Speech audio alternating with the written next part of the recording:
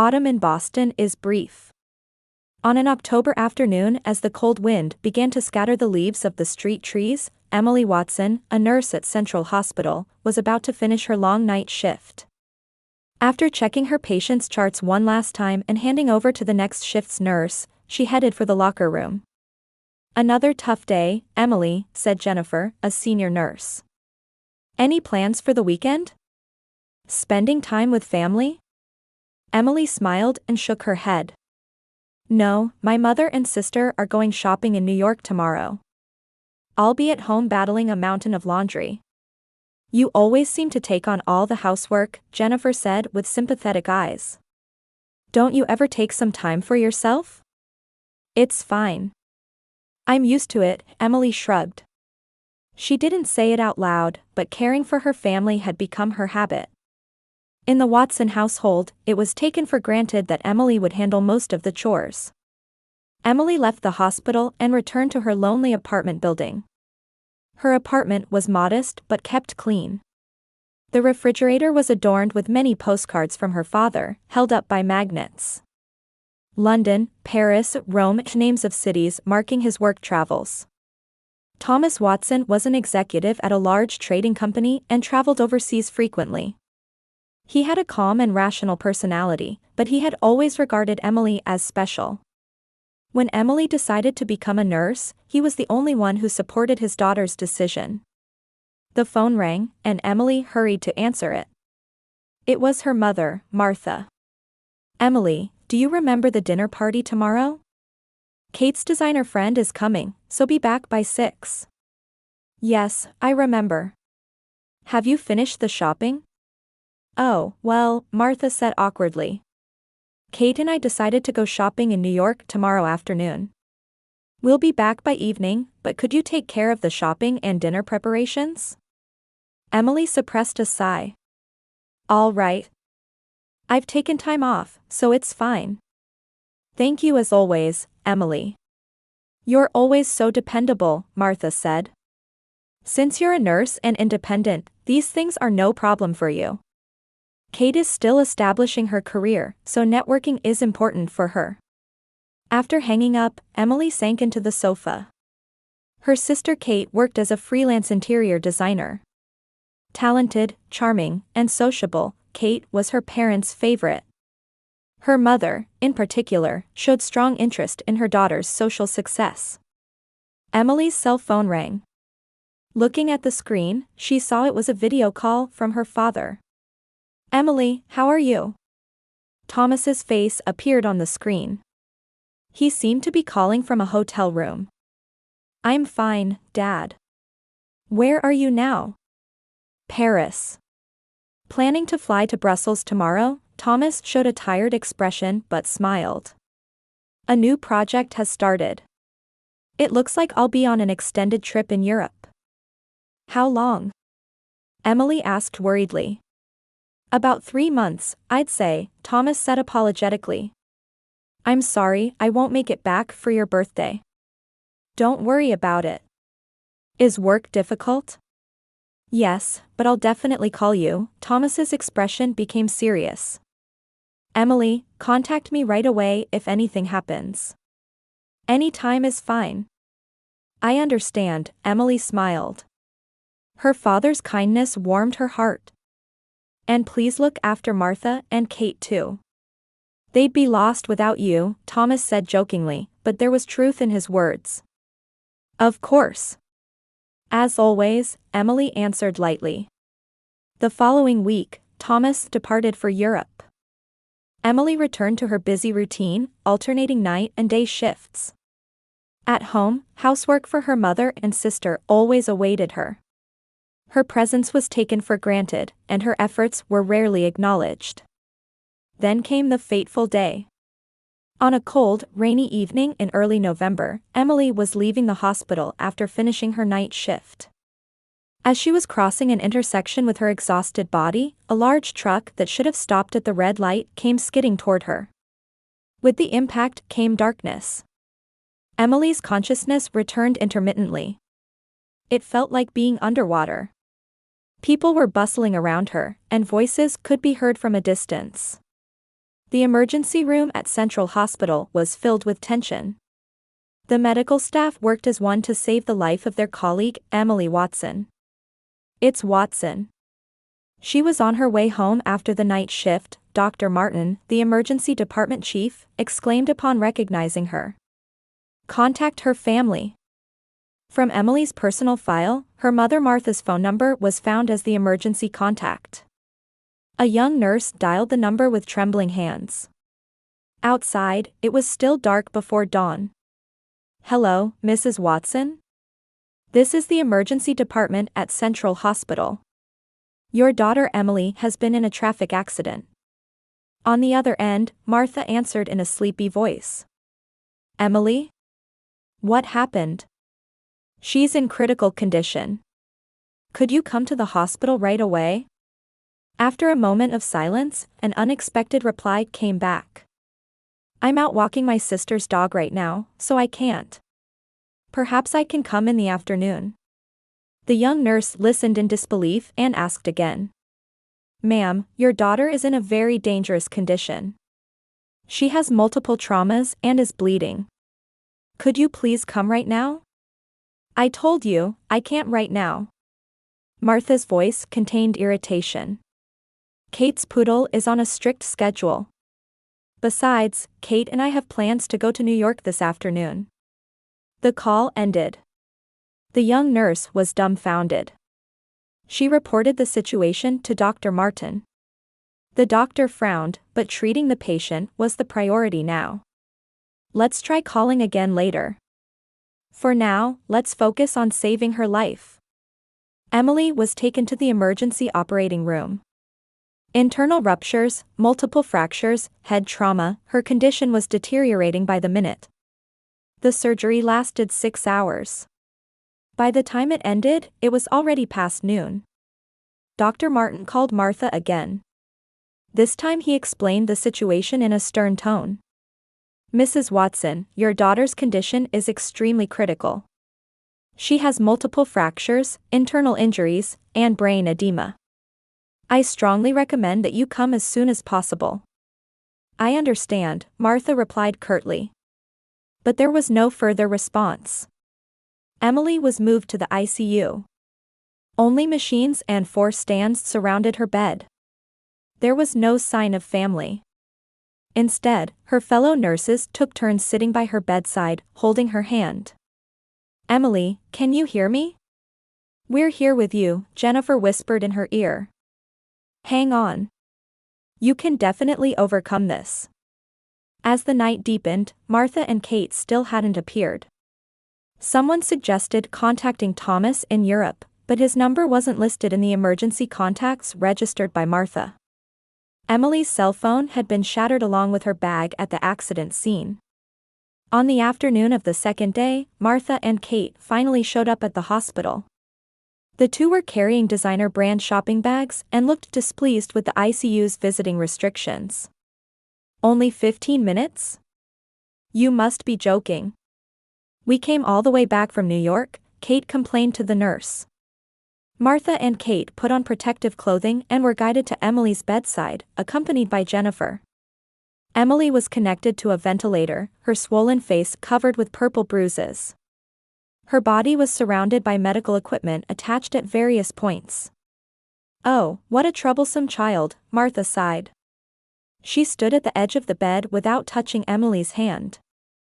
"Don't tell your father. It will only worry him." "Honey, get better soon," Martha said coldly. "We don't have time to take care of you." Kate looked at her phone screen and said, "Let's go back soon, Mom. We'll be late for dinner with Jeff." Before 15 minutes had passed, the two left the room. Jennifer, trembling with anger but suppressing her emotions as a professional, continued to care for Emily. In her fading consciousness, Emily had heard fragments of her mother and sister's conversation. Her heart froze not from the pain but from the cold reality. In the midst of this, a question formed in her mind: why hadn't her father contacted her? If he knew the situation, he would surely come running. The third, fourth days passed. Emily's condition fluctuated. Her colleagues continued to care for her devotedly, sitting by her side between shifts. Martha and Kate never showed up again. On the evening of the 5th day, Emily's consciousness returned slightly. She called out in a hoarse voice, "Papa." Jennifer, who was in the room, gripped her hand tightly. "Emily. Can you hear me? Move your finger." Emily moved her finger slightly. It was enough to make Jennifer cry. Thank goodness, Jennifer gently kissed her forehead. "We're trying to contact your father. But he's overseas." Emily closed her eyes again. However, her brain was gradually regaining function. She tried to understand the situation from the fragmentary conversations she heard. Why was there no contact from her father? Why hadn't her mother and sister informed him? By the 7th day, Emily's condition miraculously began to stabilize. She could breathe without the ventilator for short periods, and her consciousness became clearer. The doctors were amazed at her resilience. "Nurses are tough," Dr. Martin said, delighted with her recovery. "Your recovery is a medical miracle, Emily." Emily asked Jennifer for paper and pen. With a shaking hand, she wrote one question. "Contact Dad." Jennifer showed a troubled expression. "Your mother said to keep it from your father, but of course we should contact him. Do you have his contact information?" Emily nodded weakly and tried to write a number on another piece of paper. However, her body was still weak, and the pen slipped from her hand. Instead, she wrote, "Dad's company." Jennifer nodded in understanding. "I see. Thomas Watson, European branch manager of Global Trading Company. I'll try to find him." Emily squeezed Jennifer's hand, conveying her gratitude. In her mind, her mother's words, "Don't tell your father," kept repeating. Why didn't her mother want to inform her father? There must be some hidden reason. And Emily made a decision. She had the right to know. And her father had the right to know the truth. While pushing her weak body, she began to formulate a plan. On the morning of the 8th day after the accident, the Boston sky was covered with leaden clouds. A luxury SUV slid into the Central Hospital parking lot, and Martha and Kate got out. The two headed for the hospital entrance, showing the fatigue from last night's party on their faces. "Let's get this over with quickly," Martha said. "We need to make it to our spa appointment this afternoon." "Why does Emily always cause problems?" Kate sighed. "Dad's coming back the day after tomorrow, and we're in this situation." Martha's face tightened. "I haven't told your father about the accident. I told him she's been in bed for a few days with a simple cold. But what if Dad tries to call Emily directly? Emily's cell phone was destroyed in the accident. Besides, Dad thinks Emily is busy with night shifts, so he won't think it's strange if he can't reach her," Martha replied. "Anyway, today let's tell her Dad's worried about you too, and leave quickly." The two approached a nurse at the ICU entrance. "We're here to visit Emily Watson." The nurse checked the chart and showed a slightly confused expression. "Mrs. Watson. This way, please." Martha and Kate followed the nurse, unaware of anything amiss. The solemn atmosphere of the ICU enveloped them. In other rooms, family members were praying, encouraging, and sometimes crying at patients' bedsides. However, no such emotions were visible on their faces. The nurse stopped in front of a bed by the window. As the curtain was opened, Martha gasped at the sight. The bed was empty. The sheets were neatly made, and the 4-stand and heart monitor had been removed. Emily was nowhere to be seen. "Has she been transferred somewhere?" Martha asked the nurse. Her voice contained more displeasure than surprise. The nurse answered calmly, "No, she's been discharged." "Discharged?" Kate exclaimed. "But wasn't she in critical condition?" Ms. Watson's recovery was remarkable, the nurse explained. Though she was in a dangerous state for a while, with her strong will and resilience, she was given permission to leave last night. But where did she go? Martha asked in a confused voice. She hasn't come home. I'm sorry, but I cannot answer questions regarding the patient's privacy, the nurse said politely. Martha couldn't hide her irritation. I'm her mother. I have a right to know. Oh, Mom, look, Kate pointed at the bed. There's something there. In the center of the bed lay a white envelope. On the surface, for Martha Watson, was written in careful handwriting. Martha quickly took the envelope and pulled out a memo paper. As her eyes followed the text, the color drained from her face. Mom? What's wrong? Kate felt uneasy at her mother's change. Martha's hands began to tremble. She sat down on the edge of the bed and began to read in a shaking voice. To Martha. If you're reading this, you've finally come to the hospital. It's been 8 days since the accident. In an accident at an intersection after my night shift, I nearly died. Even when the doctor said, tonight is critical, you said, I'm walking my sister's dog, so I can't come. Martha's voice broke. Kate sat down next to her and peered at the memo. Even while I was unconscious, you only came to visit once. During that one visit, you said, don't tell your father. Why? Why didn't you tell Dad? Kate looked at her mother. Mom, this is... Martha continued reading, biting her lip. I wondered why Dad wasn't contacting me. He would surely be worried. Then I realized the truth. You hadn't told him. Martha's face turned pale, and her hands shook more violently. But that was just the tip of the iceberg. As I began to regain consciousness, I asked Jennifer to contact Dad's company. Then a surprising fact came to light. Dad wasn't in Europe but in Asia.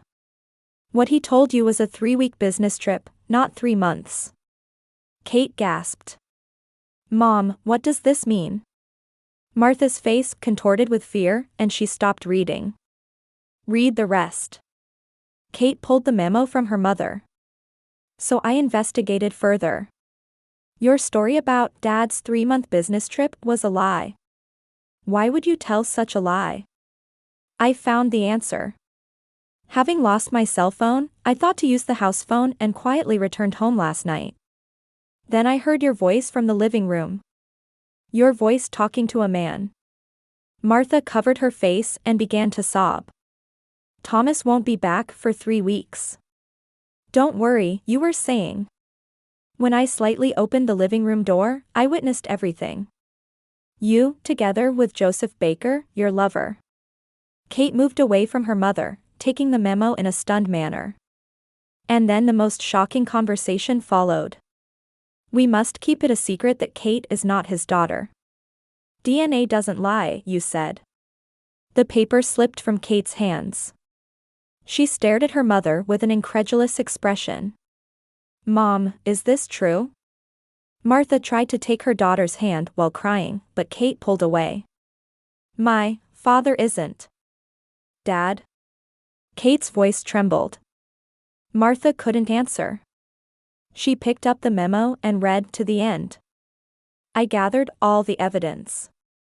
Recordings of your conversations, copies of emails between you and Joseph, and Kate's DNA test results. I sent all of these to Dad by international mail this morning. He has the right to know the truth. Goodbye, Martha. From your daughter, Emily. The moment she finished reading the memo, Martha's cell phone rang. The screen displayed the name, Thomas. Martha tried to answer with trembling hands, but the ringing stopped immediately. It was already too late. Emily had revealed the entire truth. What should I do? Martha collapsed onto the bed. Thomas knows everything. Kate stood by the window, away from her mother. Her world had completely crumbled over these 8 days. In a suite room on the 34th floor of the Grand Hyatt Hotel in Hong Kong, Thomas Watson stood by the window, gazing at the vibrant night cityscape. The restructuring of the Asian branch was going more smoothly than expected, and he was likely to finish ahead of the initial 3-week schedule. He planned to return to Boston on tomorrow afternoon's flight. A knock was heard at the door, and Thomas turned around. "Come in." The hotel concierge entered. "Mr. Watson, a package has arrived for you. It's international mail." "Thank you." Thomas received the brown envelope. After the concierge left, Thomas examined the envelope. It had a Boston postmark, and the sender was Emily. He smiled at the unexpected mail from his daughter. He thought it must be a thoughtful gesture typical of Emily. However, when he opened the envelope, its contents far exceeded his imagination. A USB memory stick, several photos, and a letter from Emily. He first unfolded the letter. "To my dear Dad." Emily's meticulous handwriting jumped into his eyes. "As you read this letter, you will surely receive a great shock. But you have the right to know the truth. Last week, I was in a traffic accident. I was seriously injured in a collision with a large truck and was hovering between life and death for a time." The color drained from Thomas's face. He sat down in a chair. "Mother did not inform you of my accident and apparently told you Emily is in bed with a cold. Even when the doctor said, 'Tonight is critical,' Mother would not come to the hospital." Thomas's hands began to shake. The content was unbelievable. "When I regained consciousness, I wondered why you hadn't contacted me. Upon investigation, I learned that Mother had told you about a 3-month business trip. Why would she tell such a lie? And, by chance, I came to know the truth." Thomas continued reading the letter. Emily's accidental discovery of her mother's infidelity at home, the conversation about Kate's biological father, it was content that fundamentally overturned the foundation of his married life. The evidence is in the USB. Recordings of Mother and Joseph Baker's conversations, their email exchanges, and Kate's DNA test results. Thomas inserted the USB into his laptop. There, just as Emily had said, the evidence was neatly stored. In the recorded conversations, Martha and Joseph were talking intimately, planning their rendezvous during Thomas's absence. The email history documented their relationship spanning over 20 years. Finally, he opened the PDF of the DNA test report. Among the scientific terminology, the words 0% probability of paternity jumped out at him. Thomas returned to the window and gazed at the night view. However, what his eyes saw was not the brilliance of Hong Kong, but the sight of 28 years of married life crumbling away. "Emily." He murmured his daughter's name. The name of his only real daughter. Boston Logan International Airport. Thomas emerged from the terminal with a tired expression. The 20-hour flight had exhausted not only his physical strength but also his mental fortitude. However, what dominated his heart was not fatigue but anger and determination. Hailing a taxi, he first headed to Central Hospital. However, at the reception, he was told his daughter had already been discharged. Discharged? But wasn't she seriously injured? Thomas was confused. Ms. Watson's recovery was remarkable, the nurse explained. Her colleague, Jennifer Foster, said she would care for her at home, and the doctor gave permission. Thomas breathed a sigh of relief. At least his daughter was in a safe place. He asked for Jennifer's contact information, deciding to visit later. Next, he took a taxi to his home.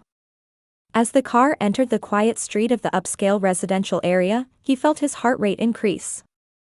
The house he had lived in for over 20 years now felt like an unfamiliar place. Opening the front door, he quietly entered the house. He could hear sounds coming from the living room. Martha and Kate seemed to be working on something. "Thomas!" Martha exclaimed in surprise upon seeing him. "You weren't supposed to be back until tomorrow." "Work finished early," Thomas said coldly. His eyes noted the suitcases and boxes scattered around the living room. "Preparing to move?" Martha's face tensed. "Thomas, I couldn't answer your call." "I can explain." "Explain?" Thomas's voice was quiet yet dignified. Can you explain over 20 years of lies? Kate stood silently in the corner of the room. Her eyes were red and swollen as if she had been crying. Where is Emily? Thomas asked. I don't know, she discharged herself. Martha faltered. By herself? Thomas's voice rose. How can you say that after abandoning your daughter who was seriously injured? Thomas, you don't understand. I had circumstances. Enough, Thomas raised his hand. I heard everything from Emily. I saw the evidence.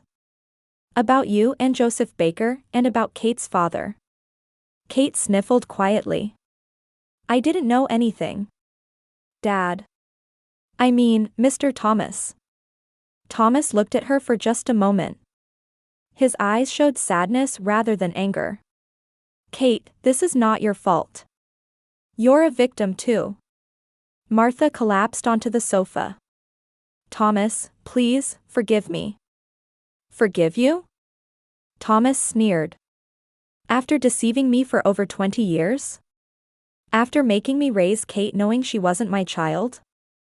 And the worst is that when Emily, my only real daughter, was nearly dying from an accident, you abandoned her. Martha couldn't argue. She just cried. I want an explanation, Thomas folded his arms. Why did you hide Emily's accident? Why didn't you tell me? Martha answered in a trembling voice, because if you came back, I wouldn't be able to meet Joseph. Thomas was speechless at that excessively honest answer. He shook his head and said quietly, Emily was my only daughter. That's the truth.